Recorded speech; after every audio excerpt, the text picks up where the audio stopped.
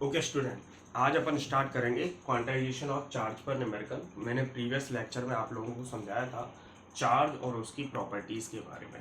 अब उसका पहला बहुत ही इंपॉर्टेंट टॉपिक है क्वांटाइजेशन ऑफ चार्ज, जिसके अपन क्या करने वाले हैं, न्यूमेरिकल डिस्कस करने वाले हैं।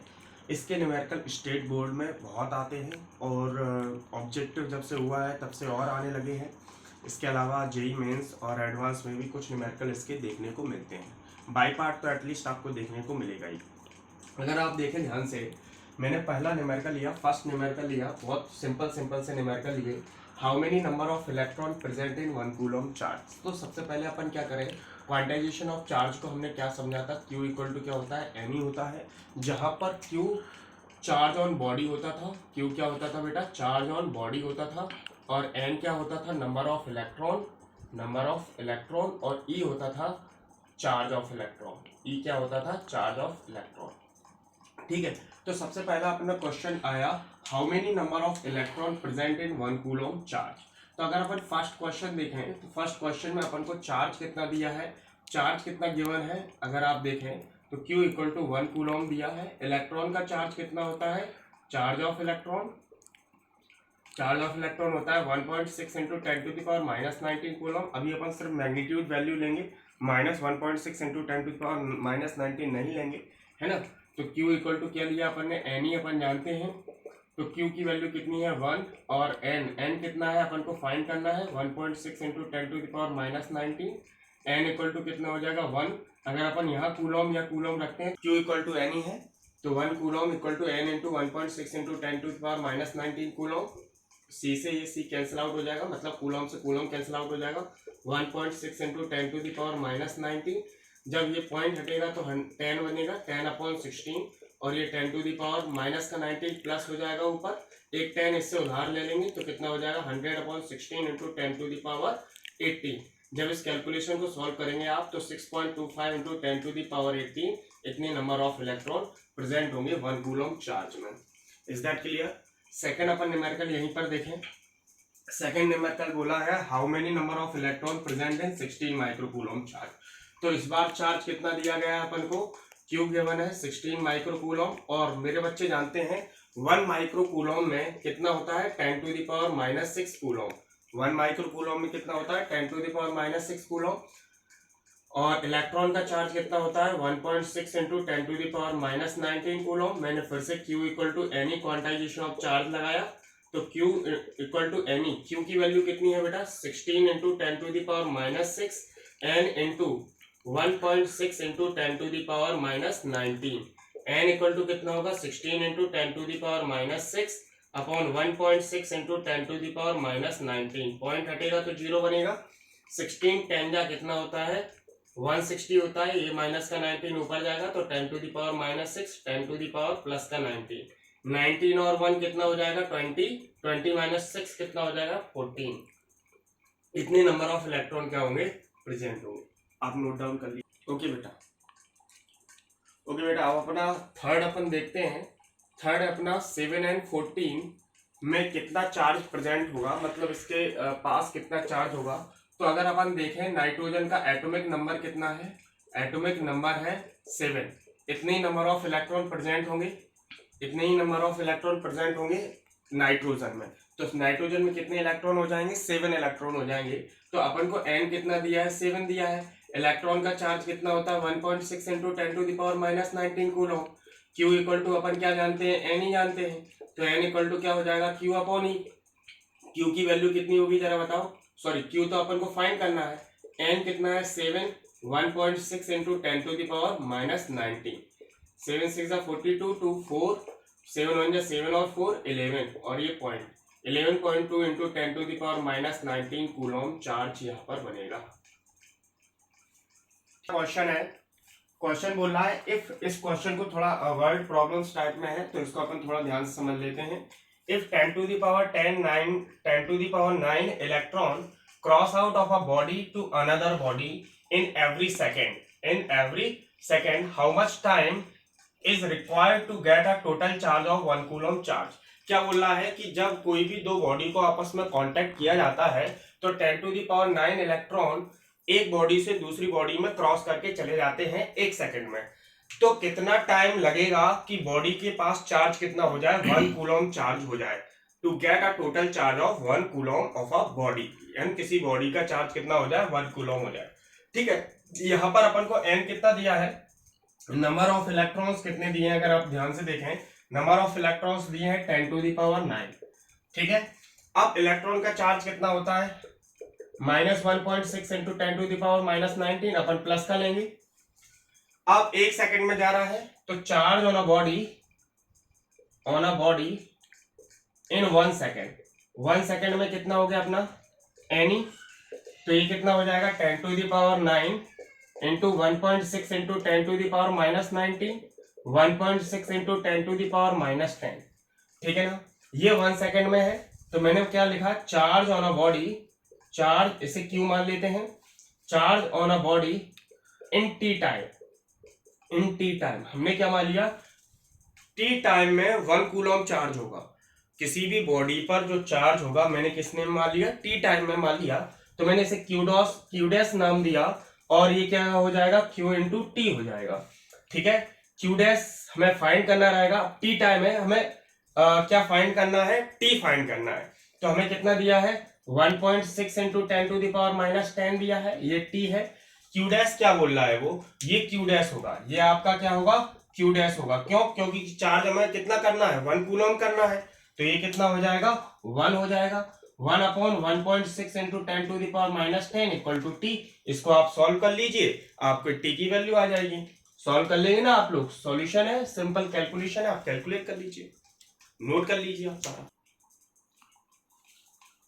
ओके ओके स्टूडेंट, नाउ अपन आते हैं 5th नंबर के क्वेश्चन पे। क्या बोला गया है, a polythene piece is rubbed with wool and it has been found to acquire a negative charge of 3 into 10⁻⁻7 coulomb. पहले तो आप देख लीजिए क्यू क्या दिया है आपको, 3 into 10⁻⁻7 कूलम दिया है। How many electrons have transferred from the wool to polythene, मतलब नंबर ऑफ इलेक्ट्रॉन हमें क्या करना है, फाइंड करना है। तो चार्ज क्या गिवन है, चार्ज कितना दिया है, 3 into 10⁻⁻7 कूलम, और हमें नंबर ऑफ इलेक्ट्रॉन क्या करना है, फाइंड करना है। तो Q equal to n e, n equal to क्या हो जाएगा, Q अपॉन ई। Q की वैल्यू कितनी होती है, 3 इंटू 10⁻⁻7, और ये कितनी हो जाएगी 1.6 इंटू 10⁻⁻19। यहाँ 3 की जगह हम क्या करते हैं, 3.2 कर लेते हैं, कैलकुलेशन आसान हो जाएगी बेटा, है ना, कैलकुलेशन आसान हो जाएगी बस, और कोई अपना पर्पज नहीं है। 3.2, तो यहाँ पे भी क्या कर लेते हैं 3.2, देख लीजिए आपने मैंने क्या करेक्शन किया है। यहाँ से पॉइंट हटेगा, तो 16 2 कितना हो जाएगा 32, 2 इंटू 10⁻⁻7, और ये माइनस का 19 ऊपर पहुंच जाएगा, तो ये कितना हो जाएगा बताओ जरा, 10⁻12। ठीक है ना, समझ में आया, 2 इंटू 10⁻12 अपने क्या हो जाएंगे, कूलम चार्ज हो जाएगा ये। अब हमसे क्या पूछा गया है, सॉरी नंबर ऑफ इलेक्ट्रॉन कितने हो जाएंगे, 2 into 10⁻12। Now how much mass is transfer, मतलब कि 2 इंटू 10⁻12 इलेक्ट्रॉन ट्रांसफर हुए हैं। देखो आप ध्यान से, उसने क्या बोला, अब polythene piece is rubbed with wool, एक सपोज करो ये पॉलिथीन पीस है, ये पॉलिथीन पीस है, और ये वूल है, इन दोनों को अपन ने रब किया, तो क्या हुआ कि and it has been found that acquire a negative charge of -3.2 into 10⁻⁻7 coulomb. अब समझना कहानी को कि पॉलिथीन पीस को रब किया गया, किसके साथ, वूल के साथ किया गया। इस पर कौन सा चार्ज आया, नेगेटिव चार्ज आया। नेगेटिव चार्ज का मतलब क्या हुआ, इसने इलेक्ट्रॉन क्या किए, लिए। तो जब इलेक्ट्रॉन आया तो इलेक्ट्रॉन का मास भी तो आएगा, समझ में आया कि नहीं आया। जब इलेक्ट्रॉन एक जगह से दूसरी जगह इलेक्ट्रॉन जाएगा, इलेक्ट्रॉन का मास कितना होता है, मास ऑफ इलेक्ट्रॉन कितना होता है आपको पता है, मास ऑफ इलेक्ट्रॉन होता है, जरा बताओ मुझे, 9.1 इंटू 10⁻31 kg। अब ये एक इलेक्ट्रॉन का मास है, और कितने ट्रांसफर हुए, 2 इंटू 10⁻12 इलेक्ट्रॉन ट्रांसफर हुए, तो इनका मास भी तो एक इलेक्ट्रॉन का मास है, तो इतने का मास भी तो आएगा। तो मास ट्रांसफर्ड क्या हो जाएगा, मास ट्रांसफर्ड हो जाएगा NME। तो n कितना आया अपना, 2 इंटू 10⁻12 इंटू 9.1 इंटू 10⁻31, और ये कितना हो जाएगा, 2 1 जा 2, 9 2 जा 18.2, और ये कितना हो जाएगा 10⁻⁻, कितना आ जाएगा जरा बताओ मुझे, 17 19 19। ठीक है, ये अपना क्या आ जाएगा, केजी आ जाएगा। देख लीजिए आप, है ना, थोड़ा सा क्वेश्चन देख लें आप। पॉलिथीन पीस को रब किया गया है वूल के साथ, तो इलेक्ट्रॉन ट्रांसफर हुए हैं वूल से किस पे आए, पॉलिथीन पे आए। क्यों, क्योंकि नेगेटिव था तो चार्ज कितना आया 3.2 इंटू 10⁻⁷ कूलम।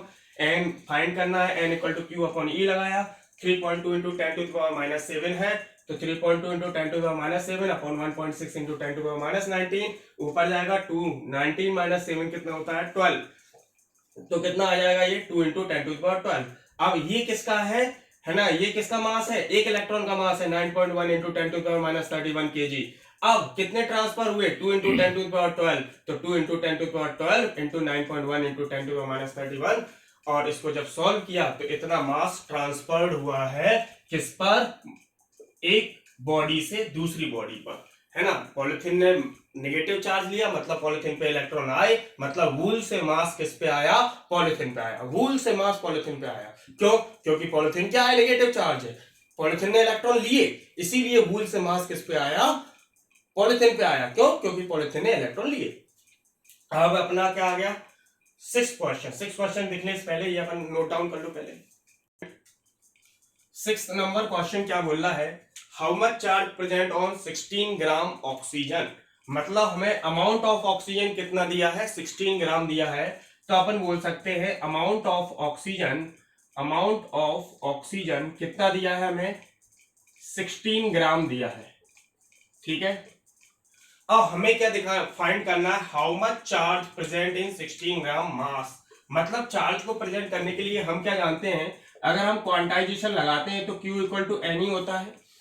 Q हमें फाइंड करना है, एन मालूम रहता है, हमें मालूम रहता है, और n क्या होता है, हमें कहीं से अगर मिल जाए तो हम क्या कर लेंगे, चार्ज ऑफ इलेक्ट्रॉन निकाल लेंगे। बट हमारे पास n नहीं है, तो हमारी जो मशक्कत होगी वो n नंबर ऑफ इलेक्ट्रॉन निकालने के लिए होगी।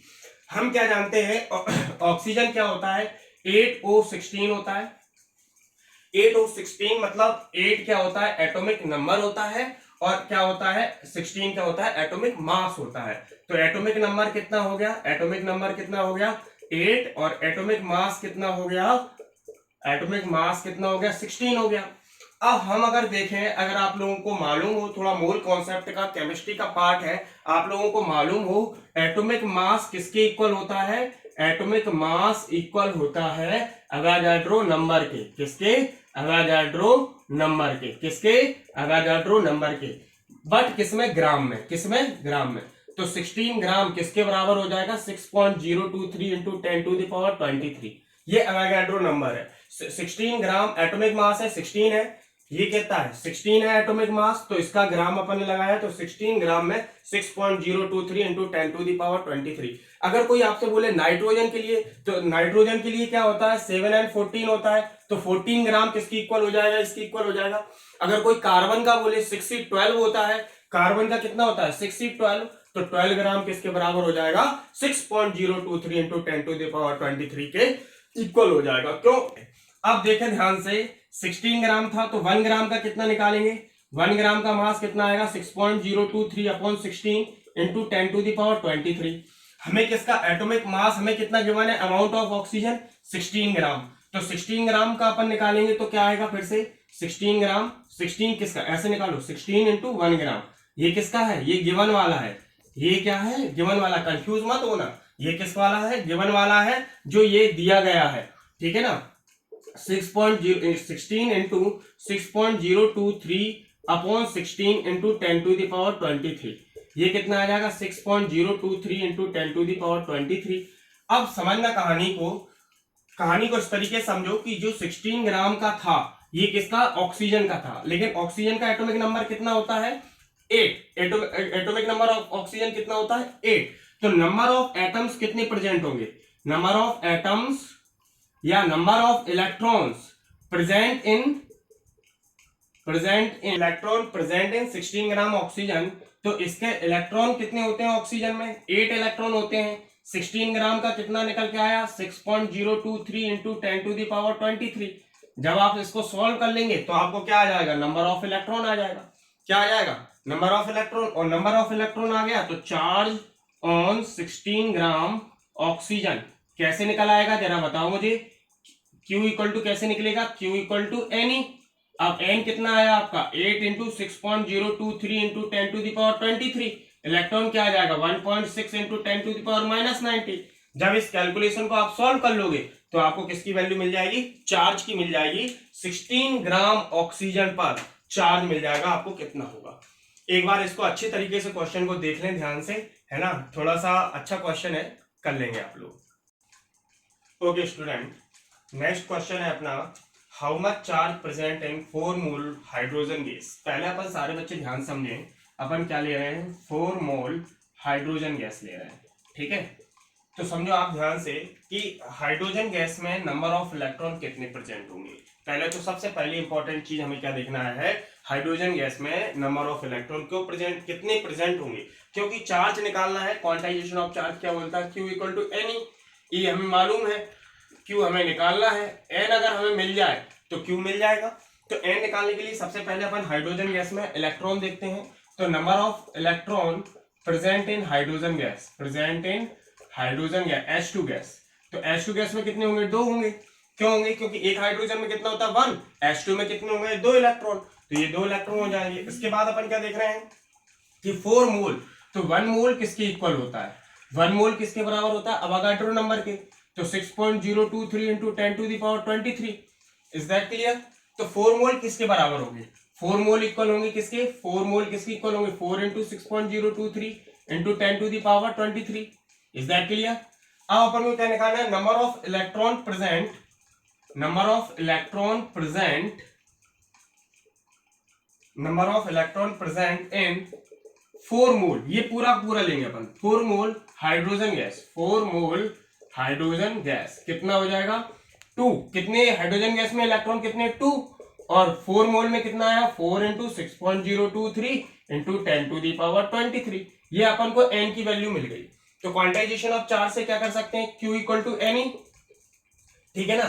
n की वैल्यू कितनी है 2 into 4 into 6.023 into 10 to the power 23, और इलेक्ट्रॉन का charge 1.6 into 10 to the power minus 19। Is that clear. इसे सॉल्व कर लेना, आंसर आ जाएगा। समझ आया, आंसर किस में आएगा, कूलम में। ऐसा यूनिट लिखना जरूरी है। कोई डाउट हो तो पूछ लेना कमेंट सेक्शन में।